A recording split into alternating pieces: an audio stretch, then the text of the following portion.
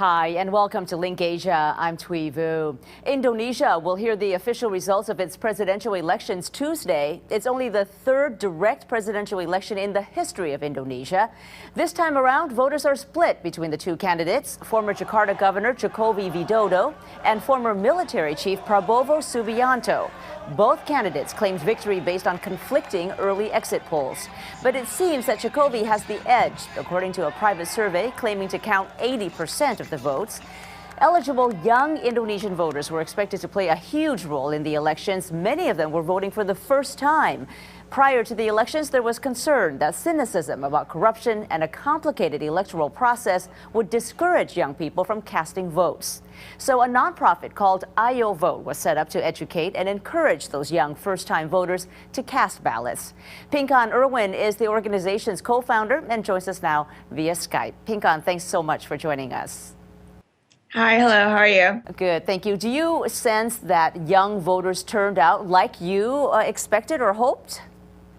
Well, last year when we first set up the movement, we had a lot of concern that the participation around among young voters was going to decrease. But then with these two candidates who are very opposite of each other, in the past few months we saw that there's a surge and increased, interest among young voters. And we saw that their involvement, especially on social media and everything that we see, all the activities online, their participation has significantly increased compared to the previous election.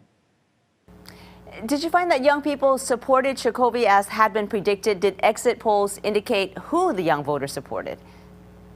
Actually, it's quite split even between the two candidates. You can't really say that certain segments actually support which certain candidates. It's pretty split even among the Indonesian voters. You have said that young people in Indonesia are somewhat disenchanted with politics and might feel like they don't have a stake in what happens in their country. Now, if the results are contested in this election, what do you anticipate will be the reaction from new voters? Will there be more disillusionment? Actually, the process this time around is pretty transparent. The KPU, which is the General Election Commission, has made all the information available online. There's actually a lot of volunteer groups who are validating the data right now. And the data that comes out so far are pretty similar to the reliable quick counts that released their data last week. So, so far, the results have not really veered off from that initial results that were announced. And we are confident that the results that are going to be announced officially next week are actually going to be in line with that. Well, no doubt your group had a big hand in the surge in young voters as well. Thank you for joining us. Thank you. Pinkan Irwin co-founded the Indonesia-based NGO group Ayo Vote, an organization focused on educating young voters about this year's presidential elections. In this year's presidential election, young Indonesians, that is 30% of eligible voters, are no longer apathetic and take social media to an unprecedented level. Their tweets flow as quickly as the official quick counts, with motives ranging from simply expressing their choices to ensuring the transparency of the real counts. Quick counts, sort of like exit polls, started rolling in a few hours after the polls closed on July 9th. But different sources report different counts, and Indonesia seems to have two different elected presidents depending on who's doing the reporting. This user says, if you want to see Prabowo win, switch to TV1. If Jokowi, switch to Metro TV. Dukungan dan mandat dari rakyat Indonesia. Therefore, both Prabowo and Jokowi claimed victory, and supporters from both sides celebrated.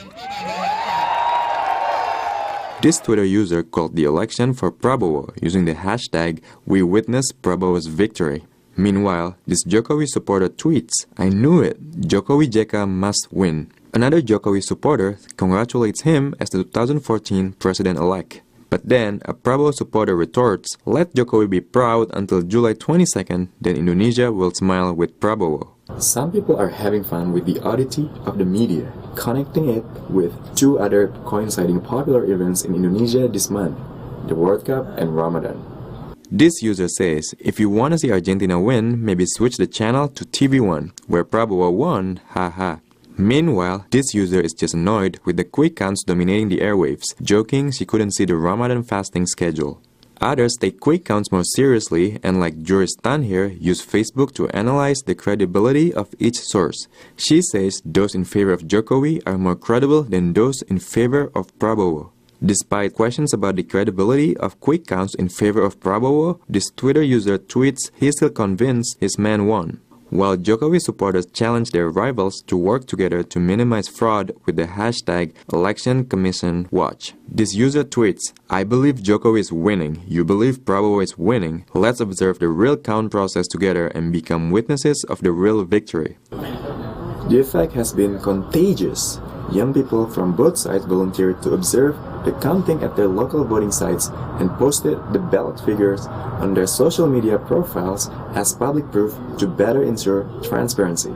This user points out a fraud that happened in the West Ketapang village where Jokowi's count is 0 and there is no witness signature on it. While another writes, "I love technology. It makes checking for these honest people a lot easier," referring to a Tumblr page made exclusively for collecting unusual tally forms to be reviewed by the Election Commission officials.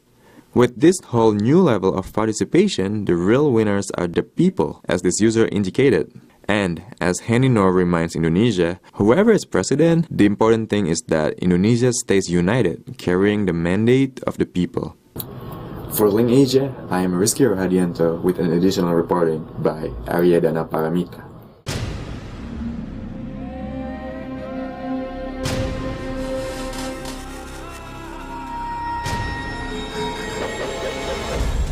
Now on U.S. airwaves, a global channel of uncompromising stories. World news, documentaries, entertainment, and culture. Link TV, connecting you to the world. For more information, visit linktv.org.